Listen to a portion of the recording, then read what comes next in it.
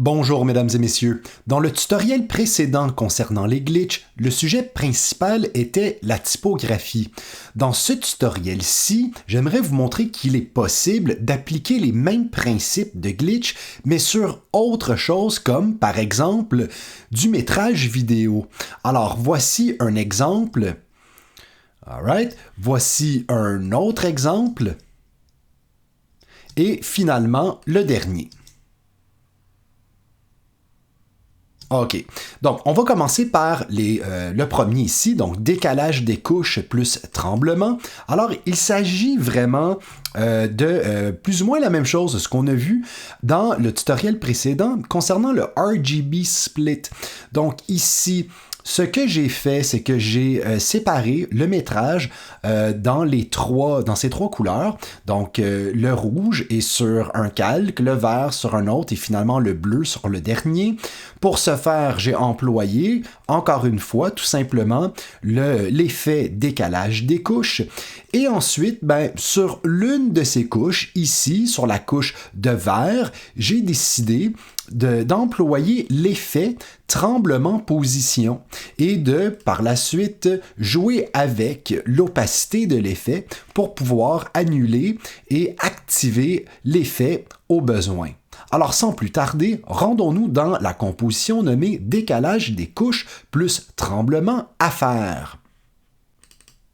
Alors, tout d'abord, il va falloir séparer notre métrage en trois couches. Donc, je sélectionne mon métrage, je vais dans mes effets, je recherche l'effet décalage des couches, je l'applique sur ma vidéo, et là maintenant, ce calque-ci, je vais le nommer rouge, et comme dans le tutoriel précédent, donc je vais ici préciser néant à vert et à bleu. Ensuite, dupliquer ce calque, le nommer vert, mettre néant à rouge et activer le vert à vert. Et finalement, la dernière duplication, je vais nommer le calque bleu.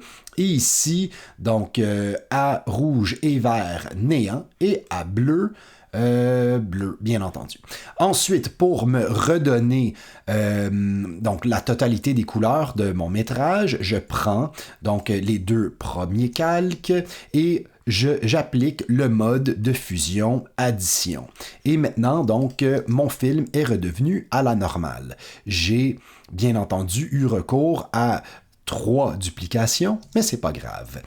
OK, maintenant, comme je disais, sur l'une des couches, et pourquoi pas, encore une fois, prenons la couche de vert, eh bien ici, je vais tout simplement prendre l'effet tremblement. Alright, tremblement position dans ce cas-ci. Alright, allons-y. Et là maintenant, que voit-on? Là, je vais l'appliquer sur le bleu, je pense. Je vais l'appliquer sur le vert. Voilà. OK. Et là maintenant, que se passe-t-il?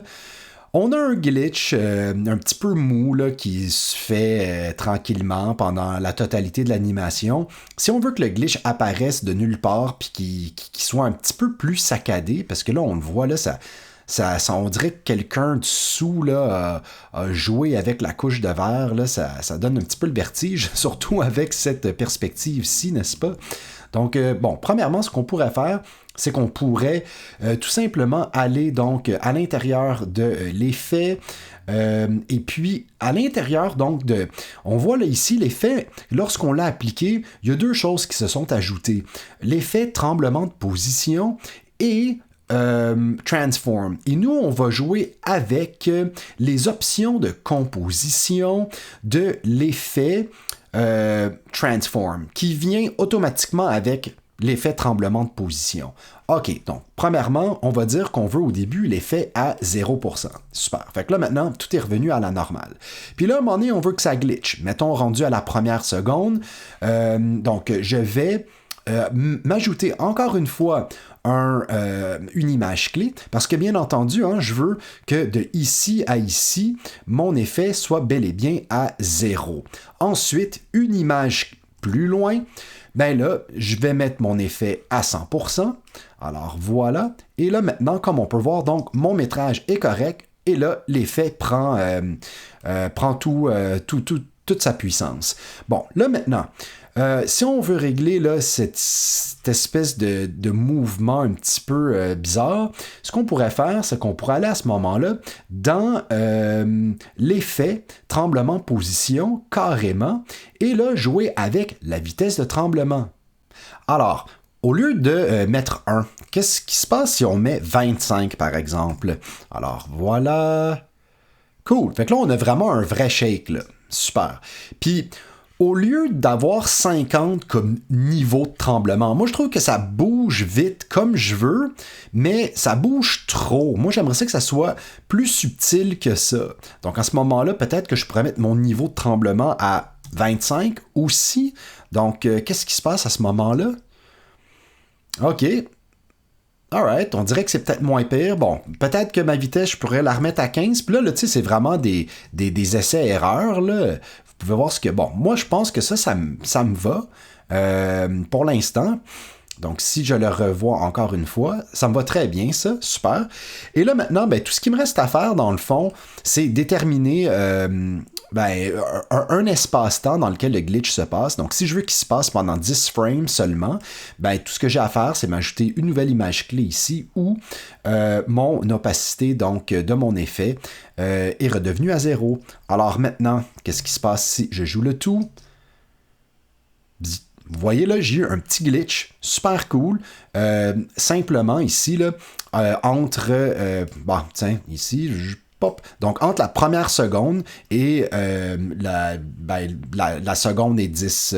Donc, entre le 30e frame puis le 40e frame, mon effet apparaît et tranquillement disparaît. Donc, ici, on le voit, il apparaît à 100% et tranquillement, il disparaît à 0%. Comme ça. Puis si on veut qu'il soit en puissance maximale tout le long, donc sans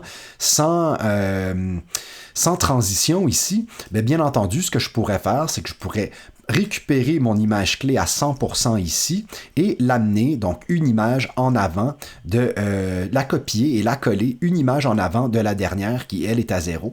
Donc là, maintenant, j'ai bel et bien mon effet en puissance maximale dans cette zone-ci. Donc si on regarde le tout à nouveau, et voilà, j'ai mon glitch tel que désiré. Excellent. Maintenant, passons plutôt à celui qui s'appelle bruit fractal plus dispersion.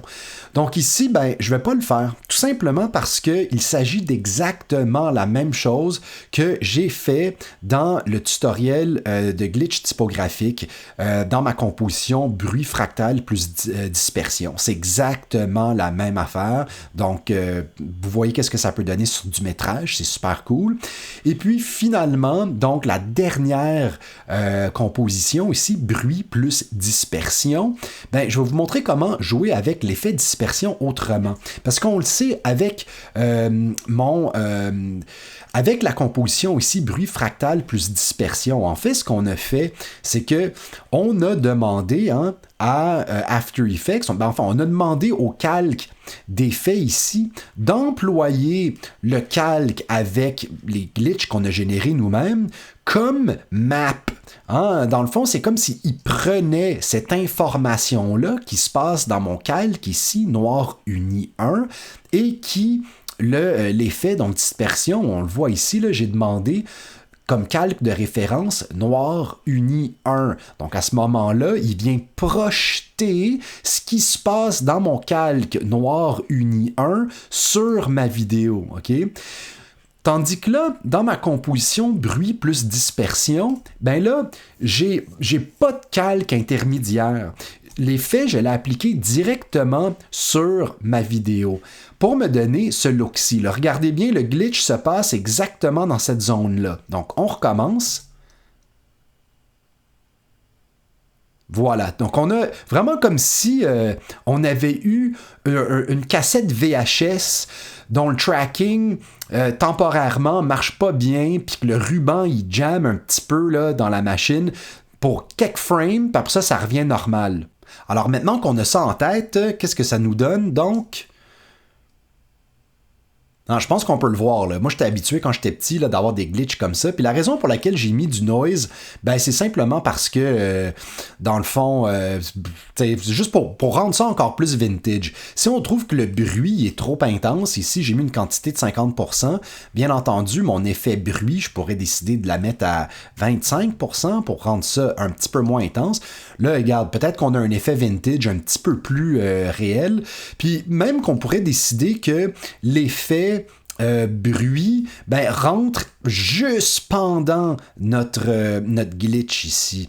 Mais ça, on va voir ça dans un instant. Donc, si je me rends dans ma composition bruit plus dispersion à faire. Donc, j'ai mon métrage ici. Il n'y a absolument rien d'autre qui se passe sauf une navette spatiale qui décolle. Super. Donc là, maintenant, je vais commencer par l'application de mon effet dispersion. Alors, voilà. Et là, maintenant, comme on peut voir, si on n'emploie pas, donc, si on emploie le même calque de référence duquel l'effet est appliqué, donc ici, l'effet dispersion est bel et bien appliqué sur le film Launching of Rocket, donc ici, calque de référence Launching of Rocket, ce qu'on voit, c'est que si on joue avec horizontal maxi, puis horizontal verti, on voit qu'on déforme carrément tous les pixels du film. Alors, par exemple, si je me mets 10 en horizontal, puis 10 à la verticale, par exemple, OK? Donc là, ici, on peut voir très bien avant, puis après l'effet. Et là, encore une fois, on pourrait décider donc d'enclencher l'effet seulement à un endroit spécifique. Alors ici, je vais mettre une image clé à horizontal maxi et à vertical maxi. Au départ de l'animation également. Alright. Bon, là, je veux que l'effet soit à 0 au départ. Donc, bien entendu, je vais remettre ça à 0. Donc, ici, comme on peut voir, avant, après, OK? Donc, puisque j'ai mis l'horizontal et le vertical maxi à 0, c'est comme si l'effet n'avait pas lieu. Là, ici, c'est à 10. Je veux que ça continue à 10 jusque-là. Et puis, après, je veux que ça revienne à 0, bien entendu. Alright. Bon, alors là, maintenant, qu'est-ce que ça me donne? OK, ça me donne pas du tout ce que je veux, simplement parce que j'ai une transition. On voit pas la déformation qui est en train de se passer. Ça se passe tranquillement de 0 à 10. Donc, pour que ça paraisse plus, on va, bien entendu, maintenir les images clés. Et là, ça va se faire vraiment de manière soudaine. Regarde, on le voit là. OK?